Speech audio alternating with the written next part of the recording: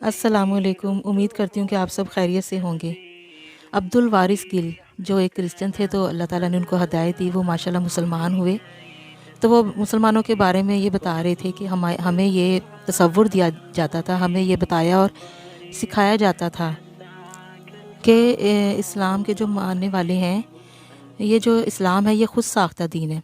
اور جو ان کے عقائد و نظریات ہیں وہ زبردستی کا زور زبردستی کا دین ہے۔ اور یہ ہمیں بتایا جاتا تھا کہ آپ ان کے قول و فعل میں تضاد ہے، جو مسلمان ہیں ان کے قول و فعل میں تضاد ہے، کہ جیسے ان کے مزاروں درباروں پر ڈھول کی تھاپ پر مائیں بہنیں بیٹیاں دھمال ڈالا کرتی ہیں، اور یہ اسلام جو ہے یعنی کہ غریب کی جو بیٹی ہے وہ تو صاف پانی سے بھی محروم ہے، جبکہ درباروں کو مزاروں کو عرق گلاب سے غسل دیا جاتا ہے۔ اور ہمیں یہ بتایا جاتا تھا کہ جو اسلام ہے وہ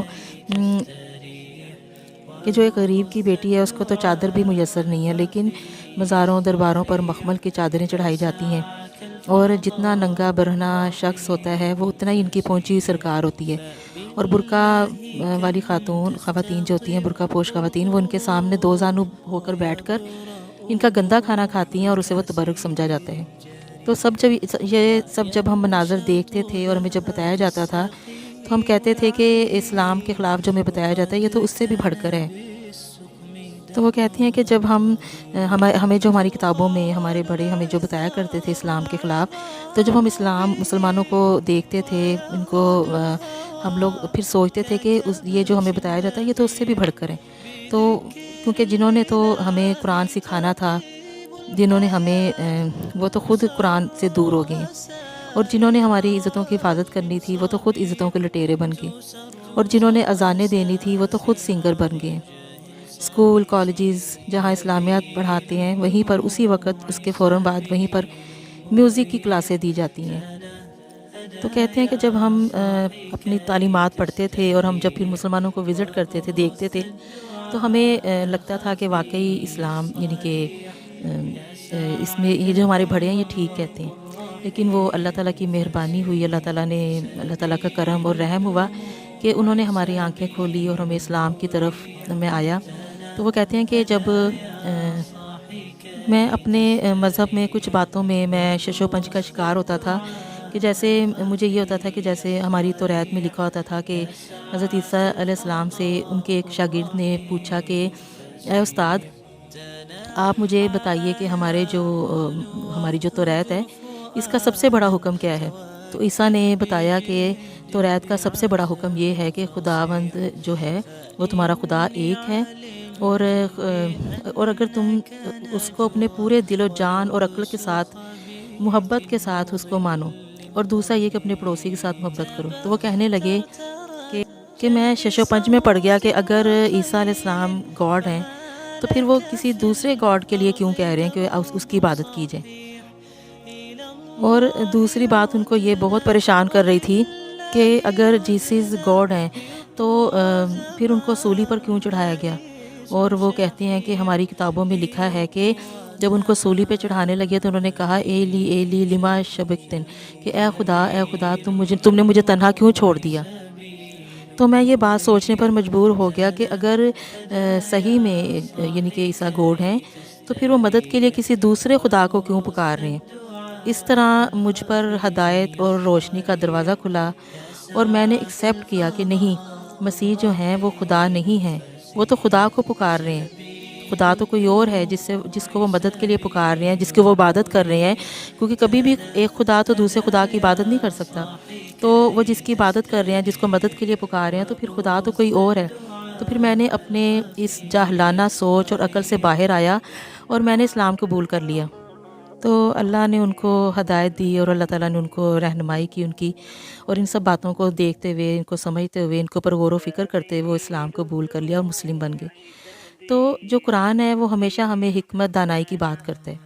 وہ کہتا ہے کہ ہمیشہ جب بھی دین کی طرف بلاؤ تو بڑی حکمت اور دانائی کے ساتھ بلاؤ، والموعظۃ الحسنہ، اور ایسی بات کرنا کہ جو دل کو نرم کر دے۔ تو یعنی کہ دلوں کو نرم کرنے والی بات کریں۔ جو غیر مسلم ہیں ان کو آپ بڑی حکمت دانائی اور بہت پیار محبت سے اپنی طرف بلائیں۔ تو عیسائیوں کا جو 25 دسمبر کے حوالے سے یہ جو عقیدہ ہے تو ان کا یہ عقیدہ ہے کہ یہ کہتے ہیں کہ یہ نعوذ باللہ عیسیٰ علیہ السلام اس دن جب پیدا ہوئے ہیں تو وہ یہ کہتے ہیں کہ نعوذ باللہ وہ کہتے ہیں کہ یہ وہ عیسیٰ علیہ السلام اللہ کے بیٹے ہیں۔ تو جو مسلمان میری کرسمس کہتا ہے تو یہ بات بڑی واضح ہے کہ ہم ان کے اس عقیدے کو سپورٹ کر رہے ہیں، سیلیبریٹ کر رہے ہیں اور اپریشیٹ کر رہے ہیں۔ یہ بالکل بھی ٹھیک نہیں ہے۔ اور ائمہ کرام نے یہ لکھا ہے کہ اگر ہم کسی غیر مسلم کو کسی کفریہ تہوار پر مبارکباد دیں تو یہ بالکل ایسے ہی ہے جیسے ہم اسے ایسے مبارکباد دے رہے ہیں جیسے وہ بدکاری یا کوئی سور ذبح کر رہا ہو یا کوئی بھی حرام کام کر رہا ہو اور ہم اسے اس پہ مبارکباد دے رہے ہوں۔ تو حضرت عمر فاروق رضی اللہ تعالیٰ عنہ نے بڑے واضح طور پر فرمایا کہ دیکھو، شام کے جو لوگ تھے ان کو سختی سے منع کرتے ہوئے کہا کہ دیکھو تم اپنے تہواروں کو کھلے عام نہیں مناؤ گے، اور مسلمانوں کو نصیحت کی کہ ان کے تہواروں میں یعنی ان کے دنوں میں بالکل بھی شرکت نہ کرنا، کیونکہ اس روز ان پر اللہ کا عذاب نازل ہوتا ہے، اللہ کا غضب نازل ہوتا ہے ان کے اوپر۔ اور سورۃ الکہف میں اللہ تعالیٰ کہہ رہے ہیں کہ یہ منہ سے ایسی بات کہہ رہے ہیں کہ جو مسیح ہیں وہ خدا کا بیٹا ہے۔ یہ ایسی بات منہ سے نکال رہے ہیں کہ قریب ہے کہ آسمان پھٹ پڑے اور ان پر گر پڑے، یعنی کہ اللہ تعالیٰ کہہ رہے ہیں ایسی بات منہ سے نکال رہے ہیں کہ اگر یعنی کہ یہ قریب ہے کہ ان کے اوپر آسمان پھٹ کے گر پڑے۔ تو جب اتنی غضب اور اتنے اس کا اللہ تعالیٰ اظہار کر رہے ہیں، اور تو پھر اس میں ان کے ساتھ شرکت کرنا، سیلیبریٹ کرنا، ان کو اپریشیٹ کرنا، تو یہ ان کے ساتھ برابر شریک ہونے والی بات ہے کہ ہم ان کے ساتھ شراکت داری کر رہے ہیں، ہم ان کے اس میں برابر کے شریک ہو رہے ہیں، اللہ کے غضب میں شریک ہو رہے ہیں۔ لیکن آج کل کیا ہے، آج کل یہ ٹرینڈ بن چکا ہے کہ مسلمان آج اس کو یعنی کہ اس میں پارٹیسپیٹ کرنا میں کوئی ہچکچاہٹ محسوس نہیں کر رہے۔ وہ یعنی کہ کہتے پھر رہے ہیں کہ میری کرسمس کہہ رہے ہیں، ہیپی کرسمس کہہ رہے ہیں، تو بغیر کسی وجہ کے اور بغیر یعنی کہ ان کو اس بات کے علم ہی نہیں ہے، اور وہ اس بات کا شعور ہی نہیں رکھتے کہ ہم اپنی کم علمی اور کم فہمی میں ہم کتنا بڑا گناہ کر رہے ہیں۔ اور اگر ان کو کہا جائے کہ یہ کیوں کہہ رہے ہو، تو کہتے ہیں اس میں ہے ہی کیا، کہ اگر ہم تو ان کو خوش کر رہے ہیں تو ہم تو ان کی خوشی میں شریک ہو رہے ہیں، تو ہم تو ان کو اپریشیٹ، ان کو سیلیبریٹ کر رہے ہیں، تو اس میں ہم نے کوئی بہت بڑا ہم نے کیا کیا ہے، اس میں کوئی گناہ تو نہیں ہے، ہم نے اس میں کیا ہی کیا ہے۔ تو ان سے یعنی کہ یہ ان کی یہ کم علمی ہے، کم فہمی ہے، ان کو دین سے، اسلام سے دوری ہے، جو ان کو پتہ ہی نہیں ہے کہ وہ کتنی بڑی گناہ کی بات کر رہے ہیں۔ تو ان کو اگر انہوں نے شریک ہی ہونا ہے ان کی خوشیوں میں، تو اگر ان کو اتنا ہی شوق ہے، ان کی دل جوئی کرنی ہے، تو جب یہ بیمار ہوتے ہیں تو ان کی تیمارداری کرنے کے لیے چلے جائیں۔ تو جب ان کی کوئی بیٹی ہو، ان کی شادی ہو، تو ان کی بیٹی کو گفٹ دے دیں، اس کے سر پر دست شفقت رکھ دیں۔ اگر کوئی ان کا انتقال ہو جاتا ہے تو ان کی اشک شوئی کر لیں، ان کے آنسو پونچھ دیں، اور کوئی تنگی تکلیف ہو ان کو، یا کسی قسم کی کوئی ان کو پریشانی ہو، مجبوری ہو، تو ان کی مدد کر دیں۔ یہ جو ٹرکوں کے اوپر سارا دن کوڑا اٹھا رہے ہوتے ہیں، پسینے سے شرابور ہوتے ہیں، تو ان کا پسینہ پونچھ کر ان کو کھانا کھلا دیں۔ سڑکوں پر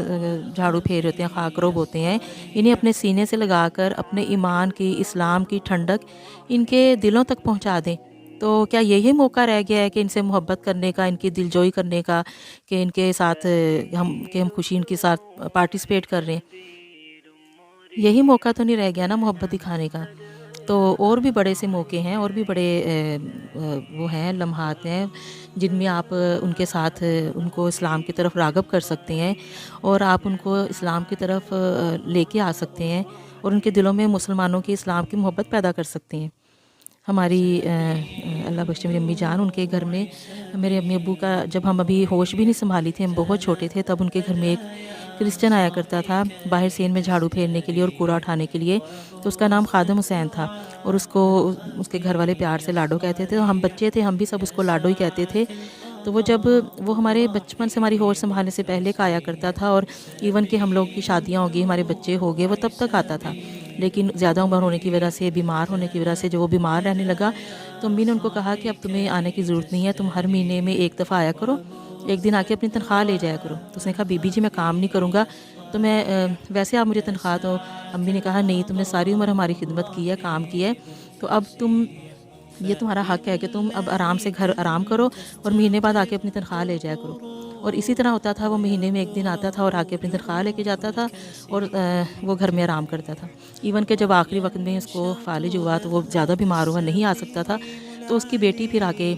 لے کے جاتی تھی، اور ہر ممکن امی نے ان کی مدد کرنی، ان کی بیٹیوں کی ان کی خوشیوں پر، اور ویسے بھی کوئی ان کی کوئی تکلیف پریشانی میں، اور ہمیں بھی سب کو اس طرف توجہ دلانی، اور ہمیں بھی کہنا کہ تم لوگ بھی سب اپنا اپنا حصہ لے کر آؤ اور اس کی جہاں تک ممکن ہوتا ہے مدد کر سکو۔ تو وہ بہت خوش ہوتا تھا، اور وہ اتنا خوش ہوتا تھا، وہ کہتا تھا کہ آپ لوگ کتنے اچھے ہیں، اور اسلام کی اس کے دل میں اتنی ایک محبت اور ایک قدر پیدا ہوتی تھی، اور وہ ایک اسلام اس کو بڑا، یعنی کہ وہ کہتا تھا کہ آپ لوگ کتنے اچھے ہیں، تو اسلام کا ایک اچھا نقشہ اس کے سامنے آتا تھا۔ تو اسی لیے بہت سے ایسے موقع ہیں کہ جس میں ہم ان کے ساتھ ان کی مدد کر کے، ان کے ہم حوصلہ افزائی کر کے ان کی دلجوئی کر سکتے ہیں۔ تو صرف یہ کرسمس کا موقع نہیں رہ گیا کہ ہم ایک کیک دے دیں ان کو اور ہم ان کو میری کرسمس، ہیپی کرسمس کہہ دیں، تو ہم کہیں کہ جی ہم نے ان کا دلجوئی کر دی ہے۔ تو دلجوئی کرنے کے اور بڑے طریقے ہیں، ان کی خوشیوں میں شریک ہونے کے اور بڑے طریقے ہیں۔ تو اس سے ان کے دلوں میں اسلام کی محبت بھی پیدا ہوگی، اور یہ اسلام کی طرف راغب بھی ہوں گے۔ ہمارا سب کا فرض ہے کہ ہم ان کو گناہوں کی دلدل سے نکالیں، کفر اور گمراہی کی دلدل سے نکالیں، اور ہم خود تو جنت کا پروانہ پکڑ لیں اور ان کو ہم نہ پکڑائیں۔ تو یہ ہے کہ ہم خود جنت کا پروانہ پکڑیں تو ان کو بھی راہ ہدایت کی طرف بلائیں۔ تو سب سے بڑی جو ویلفیئر ہے وہ یہ ہے کہ لوگوں کو دوزخ سے بچا کر جنت کا سامان کیا جائے، یعنی کہ جنت کی طرف ان کو بلایا جائے، دوزخ سے بچا کر۔ انسانیت جو ہے وہ تباہی اور گمراہی کے دہانے پر کھڑی ہے، اور ہم نے اس کو، اسلام کو ایک ایگزامپل پیش کر کے ان کو اس گھڑے سے باہر نکالنا ہے۔ اگر ہم ان کے لیے کچھ بھی نہیں کر سکتے تو پھر ہم صرف اتنا دھیان ضرور کریں کہ ہماری وجہ سے کوئی جو غیر مسلم ہے وہ اسلام سے دور نہ ہو جائے، ہمارے طرز عمل سے، ہمارے گناہوں کی وجہ سے کوئی غیر مسلم یا کوئی مسلم کہ وہ ہمیں دیکھے اور وہ بجائے ہمیں اسلام کے قریب آنے کے اور اسلام سے دور ہو جائے۔ تو پھر ہم اگر ان کو اسلام کی طرف بلا نہیں سکتے تو ہم ایسا کوئی کام نہ کریں کہ جس کے ہمارے عمل سے یہ مزید اسلام سے دور ہو جائیں۔ اگر ہم ان کے لیے ہدایت کا سبب نہیں بن سکتے تو خدارا ہمیں ان کے لیے گمراہی کا سبب بننے کی بھی کوئی ضرورت نہیں ہے۔ تو ہمیشہ ایسے کاموں سے بچنا چاہیے جس سے اللہ ناراض ہو، اللہ کا غضب آئے جس کے اوپر، اور اللہ تعالیٰ کو غصہ آئے، تو ایسے کام نہ کریں، بلکہ ایسے کام کرنے کی کوشش کریں کہ جس سے ان کے سامنے ایک اسلام کا خوبصورت پہلو ہم ان کو دکھا سکیں۔ ایک ہم ان کی مدد کریں، ان کی ہم دلجوئی کریں، ان کے ہمارے آس پاس کتنے غیر مسلم ہوں گے جن کی ہم ضروریات پوری کر سکتے ہیں، ان کا ہم ان کی مجبوریوں میں، ان کی مشکلوں میں، پریشانیوں میں ان کا ساتھ دے کے ہم ایک اسلام کا اچھا نمونہ ان کے سامنے پیش کر سکتے ہیں، اسلام کا ایک پہلو دکھا سکتے ہیں۔ اور کیا پتہ ہمیں بھی کتنے وہ غیر مسلم ہوں گے جو وہ اس عمل سے مسلمان ہو سکتے ہیں، اور ہم خود جنت میں جاتے جاتے ان کو بھی اپنے ساتھ جنت میں لے جائیں۔ تو یہ سب سے بڑی ویلفیئر ہے۔ تو امید کرتی ہوں کہ آپ کو آج کی بات پسند آئی ہوگی۔ مزید اچھی باتیں سننے کے لیے لائک، سبسکرائب اور کمنٹس کریں۔ اللہ آپ کا حامی و ناصر ہو۔ اللہ حافظ۔